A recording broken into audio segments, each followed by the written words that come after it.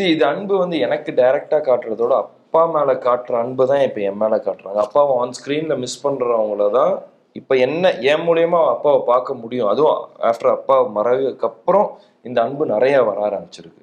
So அதை வந்து it's hard வெல்மிங். எனக்கு வந்து ஓகே, எனக்கு இவ்வளோ பேர் அன்பு காட்டுறாங்கன்றது எனக்கு ப்ரௌட் மூமெண்ட்டாக இருக்கு, நல்லா இருக்கு பார்க்கறதுக்கு. சார் நான் என்ன ஃபீல் பண்ணுறேன்னா, நீங்கள் வரும்போது கிரிப்பாக வந்து உட்காந்தீங்க சொல்ற மாதிரி, ஆனால் பேசும்போது அப்படியே குழந்தையா மாறிடுறீங்க. எனக்கு எனக்கு புரியல. நான் அடி கேள்வி தப்பாக கேட்டேன். ரைட் பைசப்பில் ஒரு அடி விழுவும் போல இருந்துச்சு. சார் நிஜமாவே நீங்கள் ஒரு இன்ட்ரோவர்ட், இந்த மாதிரி சாஃப்ட் கை தான்? ஆமாங்க, நான் இன்ட்ரோவர்ட் தான்.